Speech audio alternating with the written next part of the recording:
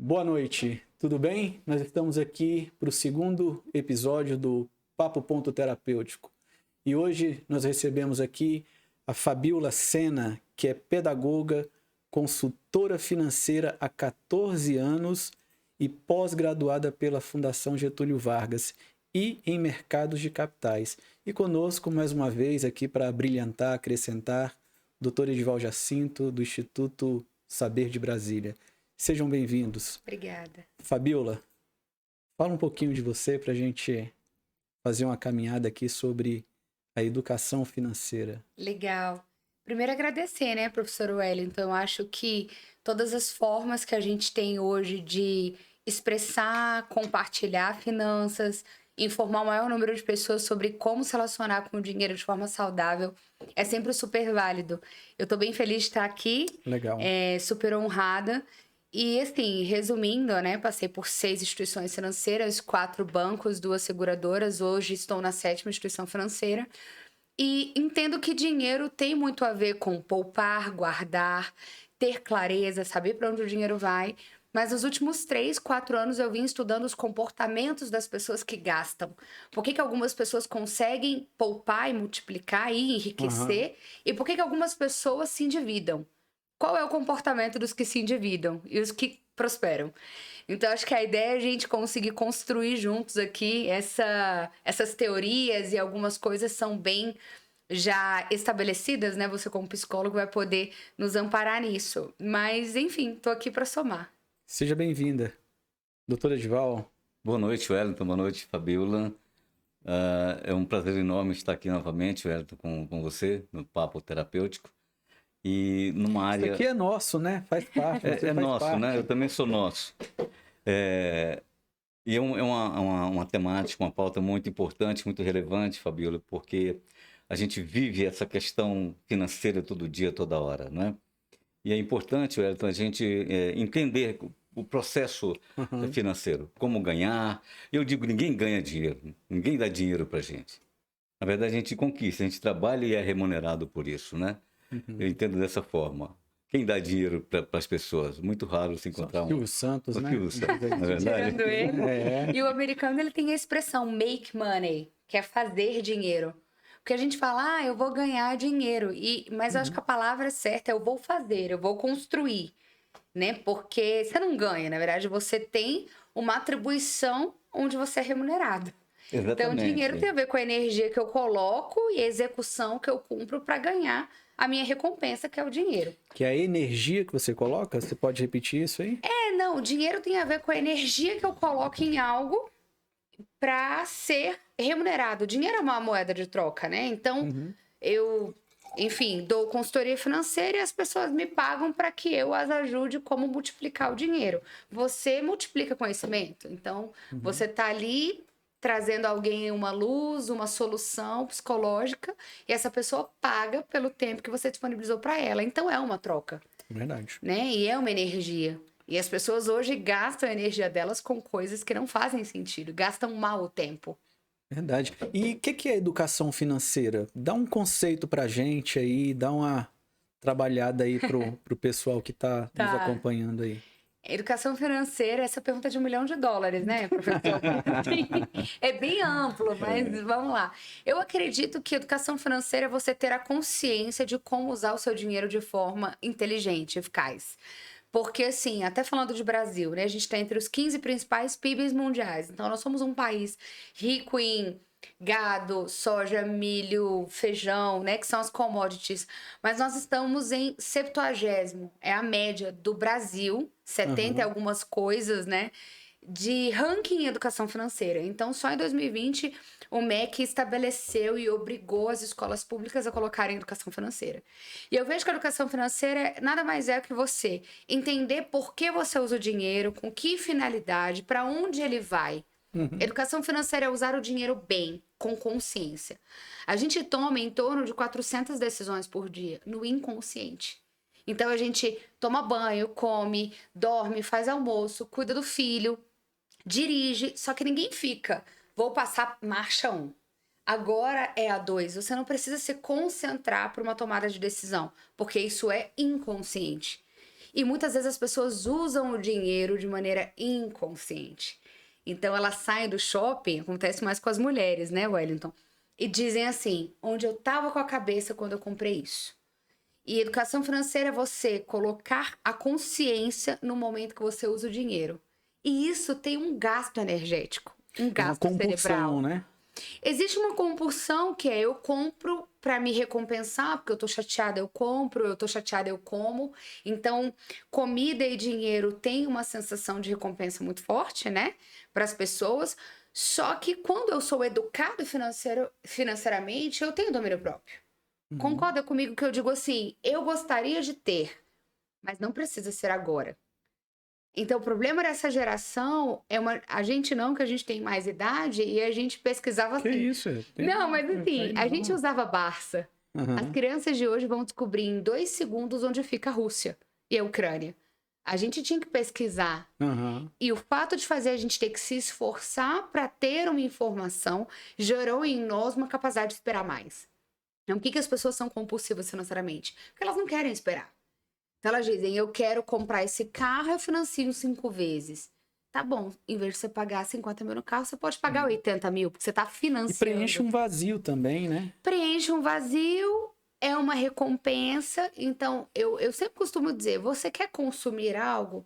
Responda 3 coisas. A primeira, eu quero. Se você já tá olhando aquilo, é o que você quer. Ah, eu quero um relógio, eu quero. Eu realmente preciso? Poxa, se você tem 3, 4 relógios, talvez você não precise de um outro. Mas ainda assim, se você disser eu preciso, você responde assim, tem que ser agora? 90% das coisas não tem que ser agora.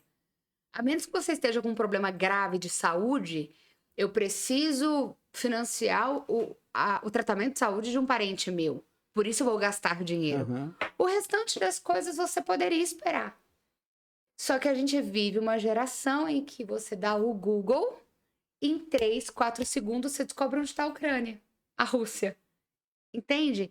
Então, a relação financeira em que eu não preciso esperar, eu não preciso exercer o domínio, é uma relação em que há um mau uso do dinheiro. Legal. Doutor Edival, o senhor como educador, né, conhecedor também da área da psicanálise, a Fabiola pontuou uma situação muito importante aqui, que foi essa educação financeira nas escolas. Como é que o senhor vê isso?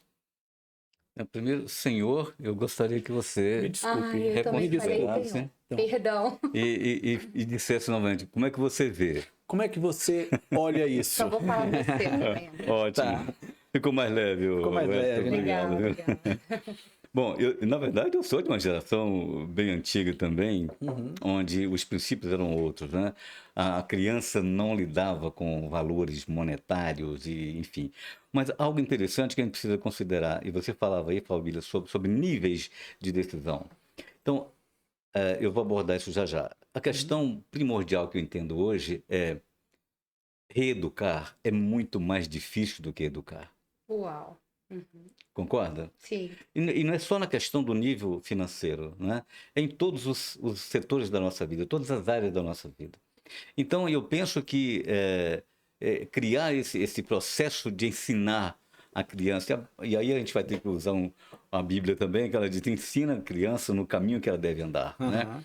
Para que ela se empodere desses conhecimentos, dessas teorias, que na verdade a teoria explica o fato. Então, se nós estamos falando de um processo de extrapolar limites, nós estamos falando baseado em fatos, né?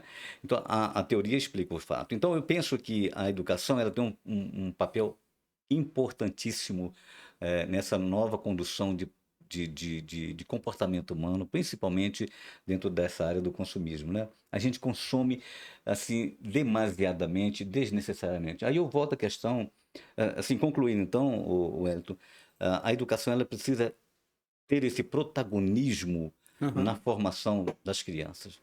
E é interessante que algumas escolas já têm algumas disciplinas, algumas matérias de empreendedorismo, sobre a questão financeira da família. Sim, isso é importantíssimo, né? sim. Então, eu vejo como essencial. Aí volta a questão dessa compulsão pelo gasto. Na verdade, eu entendo que a gente tem 3 níveis de avaliação.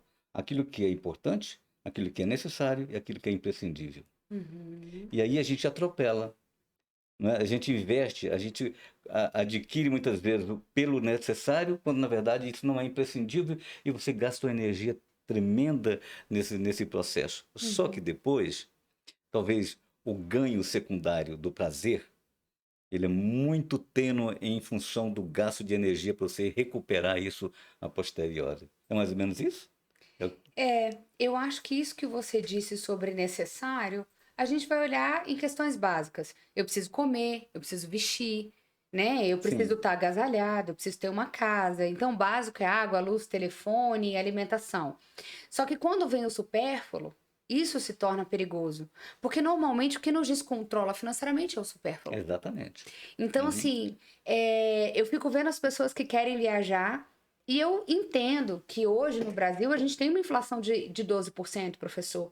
Isso faz com que a gente vá ao mercado e com R$ 100 você já não faça quase nada, não é? Uhum. E aí as pessoas começam a falar: poxa, eu queria comprar um iogurte, um Yakult para o meu filho, né? Um salgadinho. Só que, infelizmente, o que as pessoas precisam? Volto a falar, a ter a consciência. O que é imprescindível? Necessário: arroz, feijão, carne. Eu várias vezes vou para regiões mais simples em Brasília, em bairros mais afastados, porque eu gosto de falar em finanças, em outros bairros, e eu digo: se for preciso, vocês vão precisar comer ovo mais vezes, porque eu faço isso.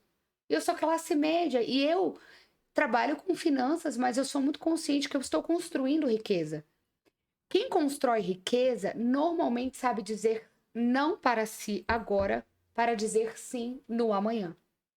A nossa vida é construída das decisões de hoje. Então eu não tenho problema de abrir mão de algo que eu gostaria agora para poder colher algo maior lá na frente. E foi assim quando eu empreendi, que eu precisei viver com R$ 30 por dia comida. Então, o quanto você quer realizar o seu sonho? Esse é um outro ponto também. Sim. Uhum. Porque, assim, primeiro, quem enriquece? Quem empreende. E aí eu vou ser bem. Não, Fabiola, mas eu nunca vi alguém enriquecer trabalhando para os outros, professor. Quem enriquece trabalha para si. Isso é uma verdade, assim, absoluta. Ah, mas eu conheço fulano que era servidor público do Senado, um salário muito bom, e ele enriqueceu, ele tinha muitas casas. Aí eu respondo: como foi esse processo? Porque se ele guardar, vamos lá, R$ 2.000 por mês, no final do ano ele tem 24 mil. Se o dinheiro rentabilizar juros compostos, vamos colocar 25 mil. Em 10 anos ele tem, sei lá, R$ 250 mil. Vamos colocar 300 mil, ninguém fica rico com 300 mil, concorda? Uhum. Mas se ele pega e junta 2.000, mais quatro em 6 meses, ele compra um lote. E essa é a história. Uhum. Depois ele economiza, aperta, às vezes ele é que vai fazer a própria casa. A casa valia 30 que ele fez, ele vende a 70. Os 70 ele pega, os custos ele paga, sobra 50, ele constrói uma nova casa. E assim essa pessoa constrói várias casas e compra vários terrenos e tem uma valorização e faz um patrimônio de 3 milhões. Eu conheço pessoas assim. Uhum. Essas pessoas não enriqueceram porque elas são servidoras públicas. Então, eu sou muito a favor de você empreender. Pegar o seu talento, a sua habilidade, a sua competência, eu sou bom para fazer bolo e monetizar isso. Então, às vezes as pessoas falam: ah, mas o brasileiro ganha pouco, a inflação tá alta. É verdade, mas o que você faz de 7, 8, 9, 10, 11 da noite? Você poderia pegar esse horário, não ver novela, fazer um bolo, se especializar, aprender a tirar foto, aprender a dar aula, ser um tradutor, fazer maquiagem e ganhar dinheiro extra. Então, entende que aqui a gente Uhum. está trazendo algumas soluções quando se fala em um país que, ok, 63% da população hoje está endividada. E eu acredito sim que o Brasil veio facilitando o crédito, né? Isso aconteceu aí no governo anterior, onde você pega uma geladeira e você parcela em 10. Você pega uma viagem e parcela em 12, mas Isso é um isso não é perigo, né? bom. Não, por quê? Porque eu viajo, eu já voltei, eu já cansei, eu já posso tirar férias de novo, eu não terminei de pagar a viagem, porque eu parcelei em 12. Então, existe um consumo inconsciente, sabe? Então, muito boa a sua fala, porque me introduz dentro da psicanálise. Eu vou fazer Uhum, um comentário aqui. claro. Na verdade, é, existe muito essa questão do desejo, a psicanálise trabalha com isso. E a mídia, hoje, ela trabalha exatamente, Fabio, na deslocação, no deslocamento do desejo da pessoa, que está no Uhum, inconsciente. uhum. Então, muitas vezes você não está interessado num produto, num bem. Você olha aquilo, o seu inconsciente diz, é isso que estava querendo? Então, te leva a adquirir sem que você tivesse necessidade nenhuma daquilo. Sim. Entende? Aí a questão do ganho secundário. Eu tenho um prazer imediato. Isso me trouxe um prazer imediato. Mas no segundo ponto, você diz, eu vou passar 12 meses pagando a minha viagem e depois eu não... a energia que eu vou despender para isso, né, é enorme. Então, o benefício, ele é muito ilusório. Então, aí eu falava, você falava a questão de fazer o bolo, né? A pessoa fala, mas eu vou perder meu tempo agora. Não é perder seu tempo. É um É um investimento. investimento. Isso. Você investe agora, não é? Primeiro, você está fazendo algo extremamente salutar, bom, né? É Depois prazeroso, é né? prazeroso, Sim, não é? sim, sim. Você citou um exemplo, mas você pode fazer mil outras coisas, costurar e fazer empreender em Perfeito. qualquer outra área. Porque o nosso tempo, ele vale muito, Muito. mas as pessoas fazem do seu tempo valer nada, porque eles não investem nada. Uau. Não é Uhum. verdade? Sim. Gasta o tempo com coisas fúteis, né? Eu me lembrei, você falando de desejo, eu me lembrei que passava uma propaganda, né? Não sei se vocês vão lembrar, né? Mas aparecia um cara num cavalo, né? Num lugar, cenário belo, e aí mostrava aquela cena, aí de repente ele parava, tirava um cigarro e falava, fume Marlboro.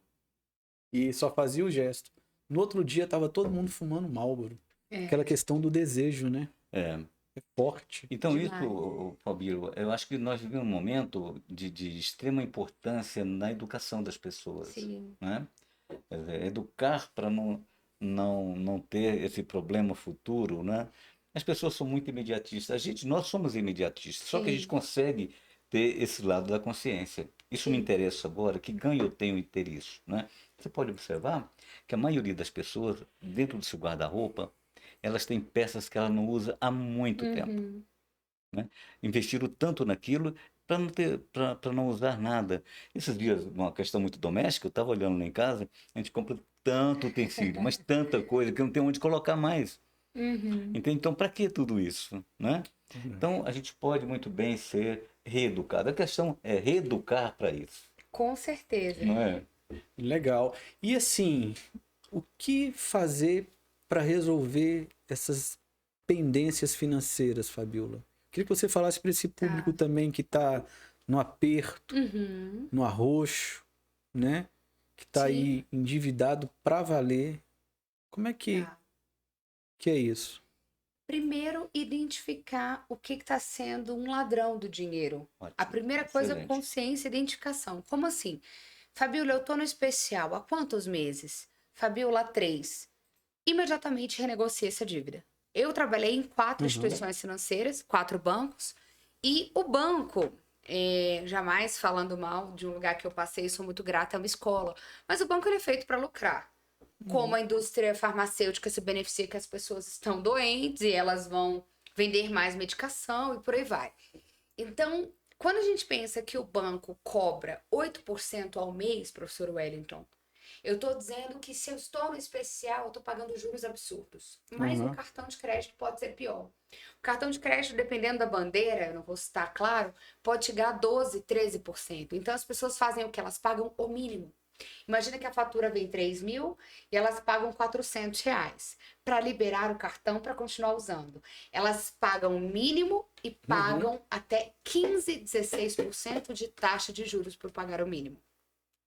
Fabiola, o que fazer quando alguém está em dívida?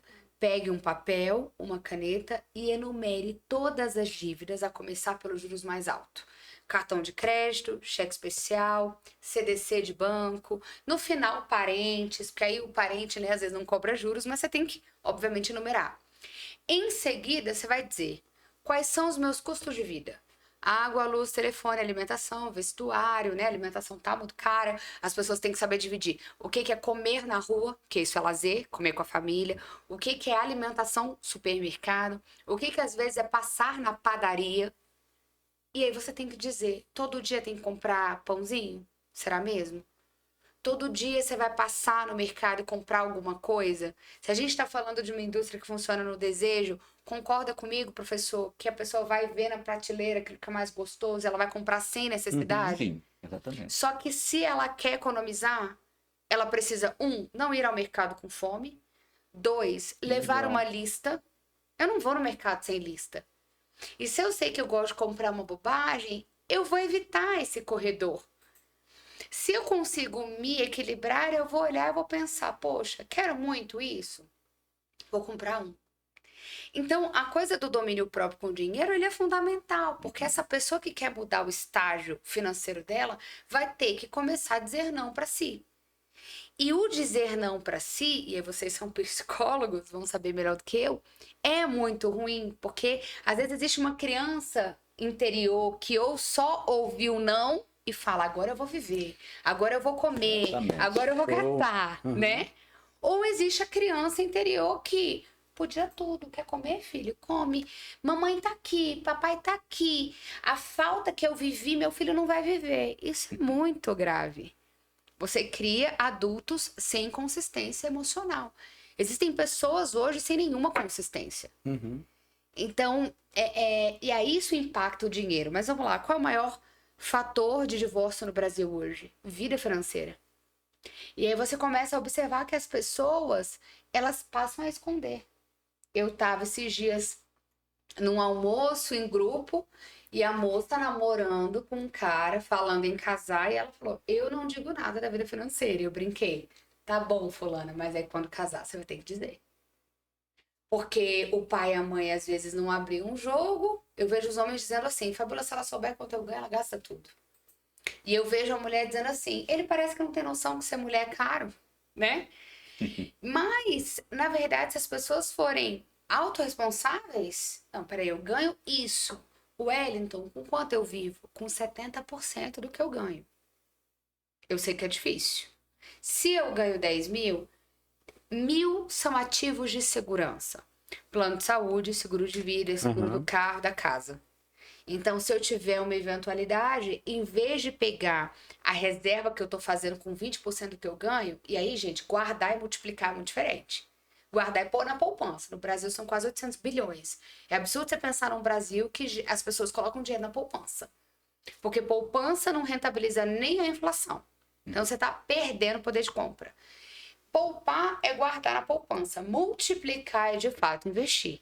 Você pode colocar na renda fixa ou na renda variável, vai depender do seu perfil, não vou aprofundar nisso. Mas o ponto aqui é, se eu entendo que estou usando o dinheiro de maneira estratégica, eu ganho 10, eu vivo com 7 mil, 1.000 são os ativos de segurança, 2.000 eu multiplico, eu não guardo. Eu quero colocar 2.000 e no outro mês eu quero tirar 2.040 e não vou tirar, porque no outro mês eu vou pôr mais 2.000 e eu vou ter 4.040 que vai multiplicar, sei lá, para 4.080, que cresce a juros compostos em cima do montante. Então, por que isso não foi ensinado? Porque o Brasil sempre teve altas taxas de juros, os bancos sempre faturaram bilhões e não havia interesse em trazer esse tipo de educação. Entende? Mas aqui a gente não está só para ficar dando notícia ruim, a gente está aqui para dar boas novas. Claro. Né? E quais são as boas novas? Você é capaz de mudar essa realidade. É a conversa ladeirança que a gente falou. 80% dos milionários mundiais, eu acho que é importante dizer isso. Os milionários não são pessoas que receberam herança, professor. Sim. São pessoas que construíram a sua riqueza. Então, eu estudei em colégio público particular, por exemplo. Essa é a minha história. E tá tudo bem. Eu tive que comprar meu carro. Meu pai, na época, me emprestou R$1.000 em 3 vezes sem juros para eu dar a entrada e financiar um carro sem ar-condicionado, né? Anos atrás. E tá tudo bem. Por quê? Porque eu agradeço a história que eu tenho, né? Aquela história, faço as pazes com a minha história lá atrás e caminho livre para o futuro. Então, as pessoas precisam. Fabíola, eu já ganhei tanto dinheiro na vida, eu sento com essas pessoas, né? Elas falam, eu já tive casa, carro, eu quebrei. Eu falo, pois é, tudo isso foi um aprendizado. O nome disso é capital cognitivo. Que bom que você quebrou, porque pelos estudos, as pessoas prosperam na terceira empresa. Uhum. Olha que coisa boa. Então, você construiu um capital cognitivo de errei aqui, não erro mais. Tomei um tombo, não tomo mais. Confiei no sócio errado, já não vou confiar agora sem fazer contrato. E Uhum. você vai prosperar. Mas as pessoas ficam no passado. Faz sentido isso? Vocês que são. Faz sentido. Eu quero contribuir com uma frase que eu escrevi que diz o seguinte: que todo dia você tem um reencontro com a sua história e um encontro com seus sonhos. Boa. Excelente. Quer dizer, tem tudo a ver com isso. O que que eu aprendi com tudo que eu fiz, né? E daqui para frente, o que que eu vou fazer? Aí tem um outro pensamento que diz que a criatividade é parceira da imaginação. Essa é muito legal, porque é exatamente dentro Só falar mais um pouquinho perto, João. dentro desse processo, nós vamos encontrar provavelmente uma saída para a crise, né? Vamos falar então de resiliência. Pessoas que são submetidas a esses processos todos negativos de vida, mas se reencontram nos seus sonhos. Não é? Quer dizer, o que eu aprendi na minha vida toda, com todos os fracassos, com todas as experiências ruins, porque tem experiência, ah, Fabíola, que a gente entra nela de forma positiva e sai de forma negativa, muitas vezes. E o Sim. que eu vou fazer? Quais são os ritos de passagem que eu vou empreender para que eu comece a enxergar um novo horizonte? Então eu falo, você não precisa enxergar a luz no fim do túnel. Passar sem luz no fim do túnel é terrível.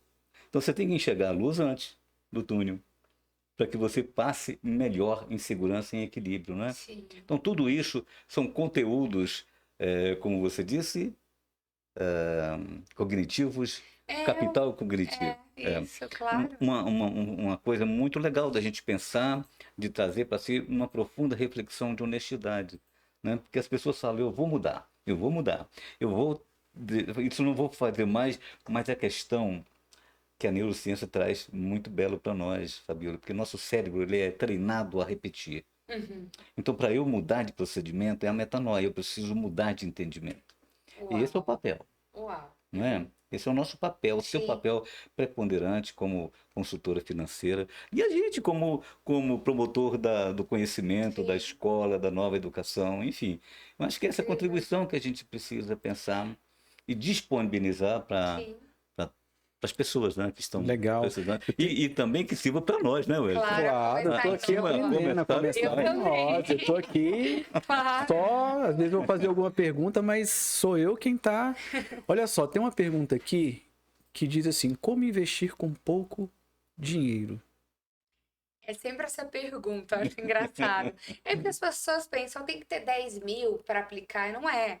Você compra um título público hoje com mais ou menos R$ 40.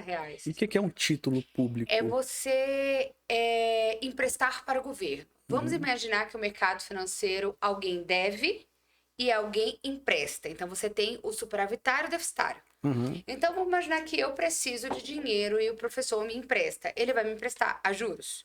Só que diversas autarquias, instituições vão precisar de dinheiro. Como assim, Fabiola? O dinheiro que o banco te empresta, ele pegou de alguém. E o nome disso é CDB. Já deve ter acontecido de você chegar no banco e falar, quero aplicar um dinheiro, e o gerente falar, temos CDB-DI. Por quê? CDB nada mais é que certificado de depósito bancário. Então, o banco emite e diz assim, ó, eu, banco, empresto para você. Aliás, você empresta para mim e eu empresto pro João ou pro Zé. Só que qual é a jogada do banco? Ele paga 0,5 para mim e empresta pro José a 6, 7 ao mês. Agora, vamos imaginar que o governo é o professor. E ele emite títulos porque ele precisa pagar saúde, educação, infraestrutura, tudo que os impostos coletados não são suficientes para financiar um país. Todos os países emitem títulos públicos. Estados Unidos, Brasil, o mundo inteiro. Agora vamos pensar também que quando eles emitem esses títulos, eles também vão pagar uns juros para nós. Eles vão falar, ó, o seguinte, Wellington, você compra título público, pode ser uma NTNB, e eu te pago de volta daqui a 5 anos a juros. A mesma coisa as empresas. As empresas emitem debêntures, que são títulos de crédito. Então, a debênture diz, a empresa diz assim, eu preciso financiar agora uma nova operação, que é 50 milhões, e eu vou no mercado lançar debêntures, e quem comprar, eu pago a juros daqui 2, 3 anos, que é quando eu já tiver fôlego financeiro. Então, eu hoje consigo, num banco digital, com R$ 100, comprar um CDB, pagando a 100% do DI. E o que é o DI? O DI é o indexador, é a taxa de juros, digamos assim, que está colada, grudadinha a tal da Selic. E quando se fala em mercado financeiro, eu preciso entender o que é a Selic. Porque a Selic é a taxa de juros oficial que o governo define através do Banco Central e a sua diretoria, onde a cada 45 dias eles reúnem e dizem assim, ó, a inflação está alta. Como que a gente recua com a inflação? Subimos os juros. Quando sobe os juros, Wellington, o dinheiro, isso é uma política contracionista, porque as pessoas começam a falar, tá muito caro financiar negócios, tá muito caro comprar, então eu começo a subir os juros para que ninguém financie casa, carro, empréstimos e tal, e o Banco Central fala assim, bancos, enxuguem a torneira, parem de emprestar, eu preciso tirar o dinheiro de circulação. Então sobe a Selic e a gente tem o viés de alta de novo agora no final, né, do mês, e acabamos de subir, foi para 12,75. O que quer dizer isso na prática? Para o investidor que é conservador, ele diz, eu não corro risco nenhum, eu compro um CDB e já fico ganhando perto de 1. E aquele que investe em Bitcoin, em É moeda? outra história. Bitcoin outra não é história, né? regulamentado no Brasil. É um risco.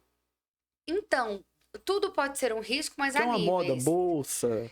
Quando eu compro ações, que é comprar um percentual da Petrobras, vamos dizer assim, então eu compro Petrobras, eu estou comprando 0,0001% da Petrobras.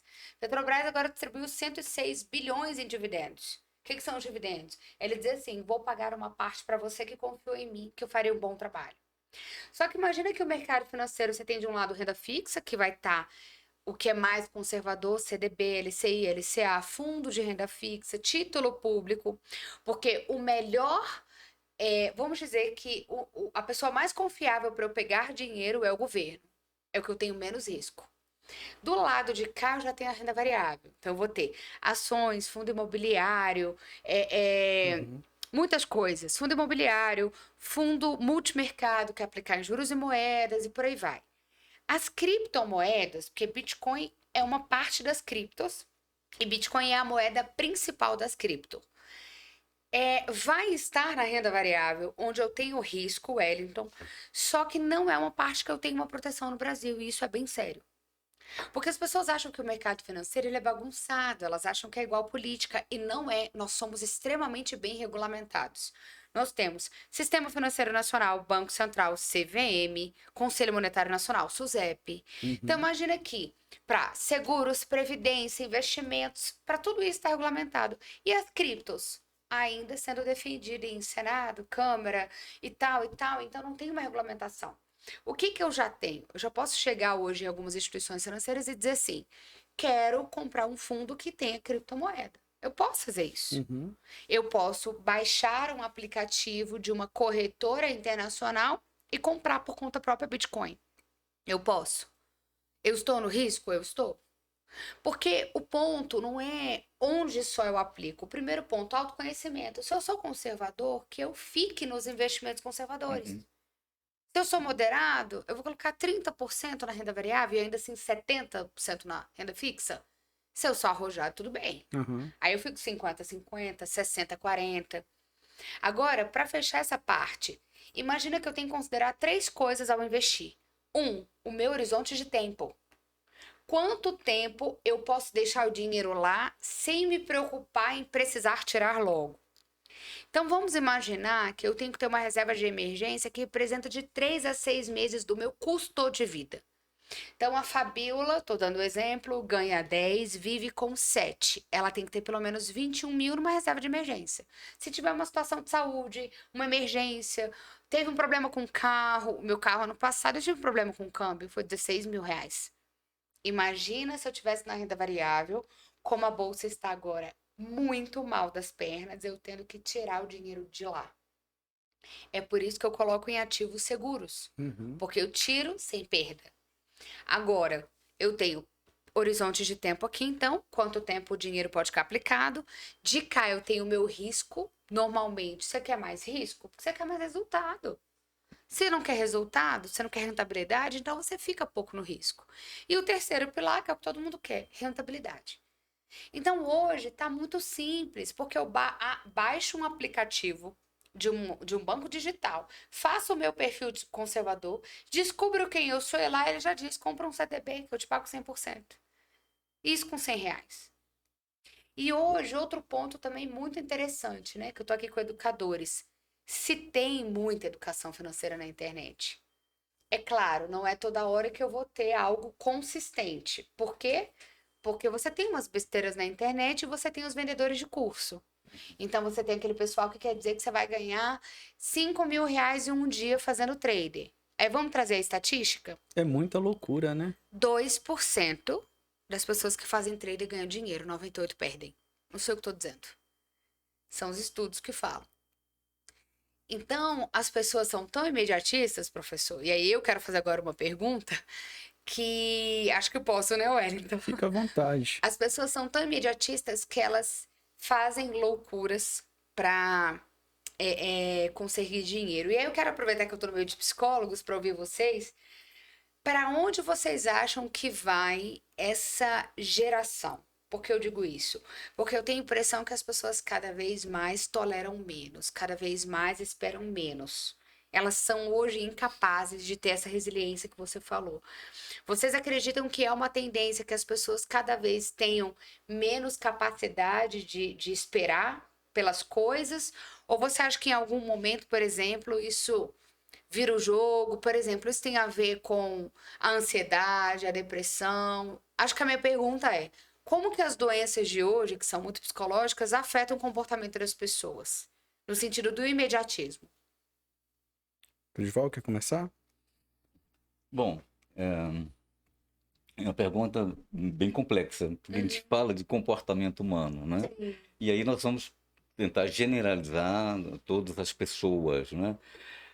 O que a gente tem visto nos últimos anos é uma mudança de comportamento em função de múltiplas ofertas também.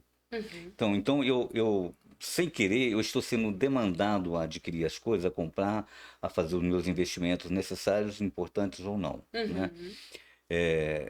A médio prazo, o que eu vejo, nós estamos caminhando para talvez uma sociedade nihilista, entende? Que trabalha muito para ter, mas não tem muito sentido em ser, Nossa, uau. não é? Quer dizer, isso é uma dicotomia. Eu tenho muito, mas eu sou pouco expressivo como pessoa, como ser humano na vida. E aí eu vou aproveitar uma teoria do Viktor Frankl, que eu amo muito, que é a teoria da logoterapia, que fala sobre ter sentido na vida. Então, eu acho que o papel nosso hoje, como educadores, como consultores, é trazer de volta o sentido para a vida, né? Um norte para a vida. O que isso representa? O que eu, como ser humano, vou construir? Qual é o meu legado, que a gente pode dizer, para essas novas gerações, né? Então, eu penso que nós estamos num momento, eu sempre digo, a gente está sempre num bom momento. Se está ruim, é um bom momento de melhorar. Sim. E se está bom, é um bom momento para a gente celebrar. Na verdade, então, o momento ele é um desafio para nós, que pensa, que tem, teoricamente, um pouco mais de lucidez para tomar decisões, enfim. Eu sou muito otimista, mas um otimismo regulado, entende? Quer dizer, nós temos um papel importante na construção de uma nova sociedade, de um novo parâmetro, de um novo patamar. E eu creio que a gente vai chegar lá. Sim. Há uma possibilidade enorme da gente fazer o rito de passagem da sua geração, da minha, para essas que estão chegando aí. Eu sou um otimista. Eu acredito que nós vamos ter muita coisa boa pela frente, né? Legal. Eu vou muito... A gente vive hoje uma doença chamada normopatia. O que é a normopatia? É a doença da normalidade, de achar que tudo é normal. Dever é normal, passar por aperto é normal, passar por dificuldade é normal. Então eu vejo muito isso, sabe, Fabiola? Essa doença da normopatia. E não é normal. né? Essas coisas não são normais. Você pega gente que está endividada, que suicidam por causa de dívida, né? Gente que se angustia, gente que não dorme à noite, né? Isso é muito sério, né? Então, são síndromes adquiridas, né, Wellington? Uhum. Exatamente por esse vazio que as pessoas tentam preencher. E o dinheiro não preenche, Não né? preenche, As Fabíola, é coisas não isso. preenchem.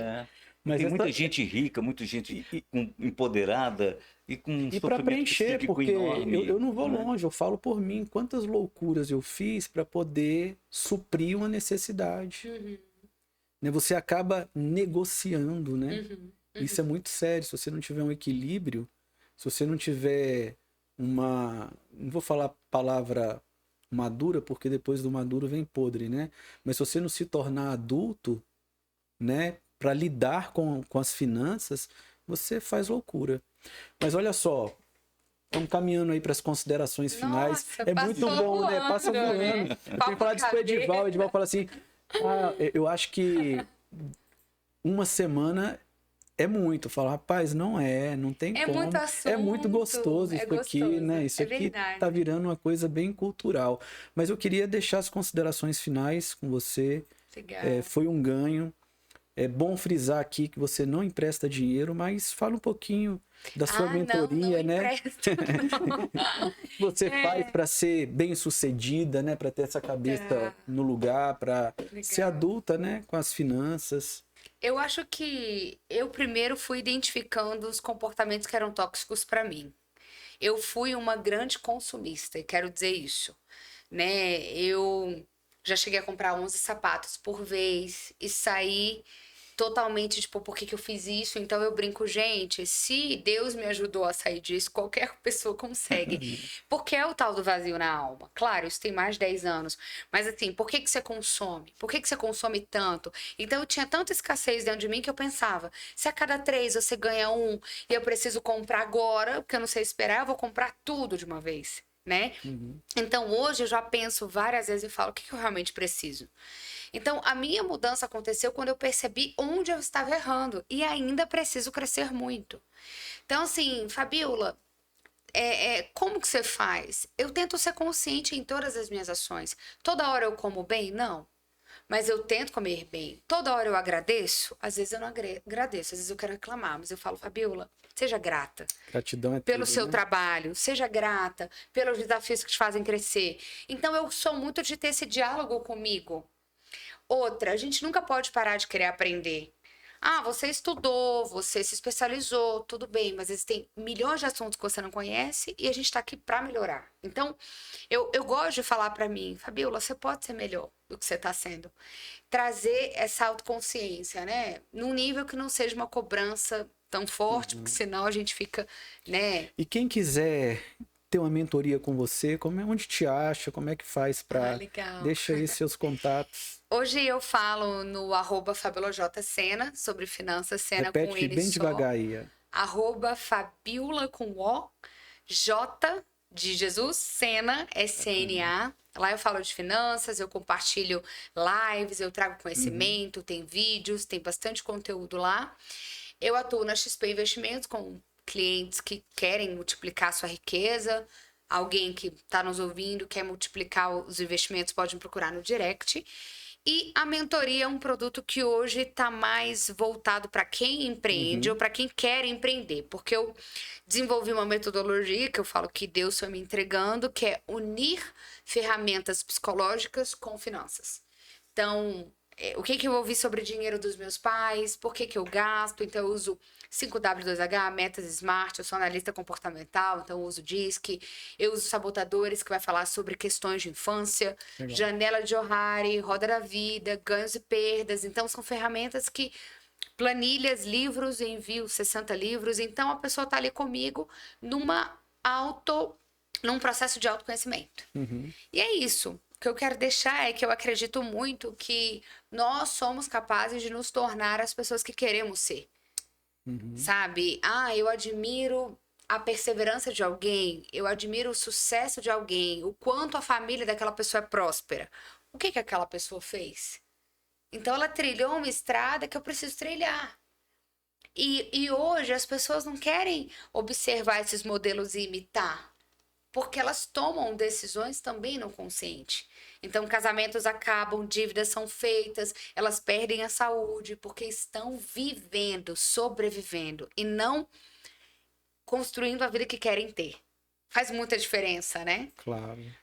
E é isso, eu acredito muito na capacidade do ser humano de mudar, professor. Como você disse, é a metanoia. Se eu penso correto, eu falo de maneira correta sobre mim, sobre as coisas, aquilo que eu falo, eu faço, o que eu faço repetidamente é um hábito. Então, como que eu desconstruo um comportamento? Mudando a mente. Bacana. E aí, acho que da mente flui para o todo. Legal. Professor Edival, rapidinho pra Tá gente... bom. Obrigado, Wellington. Eu fico, então, com a ideia de que uma frase do Freud, que era muito legal, que diz que nós poderíamos ser muito melhores se não tivéssemos decidido ser apenas bons. Então, tem um caminho bom pela frente. É nisso que a gente tem que se apegar. E termino fazendo 2 perguntas. Aquilo que você faz, te realiza? E aquilo que você faz, realiza o outro? É o sentido da vida, né? Então, certamente, algo extraordinário vai acontecer conosco quando a gente descobrir sentido para viver e não apenas existir. Fica aqui E onde as pessoas te acham, doutor Edival? Para uma palestra, para um Acha bate-papo? no Instituto Saber, saberinstituto.com.br.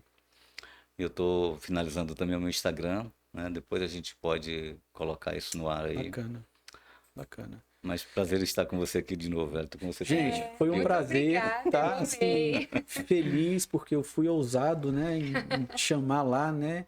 E você foi assim uma poesia em forma de carne e nos atender, tá?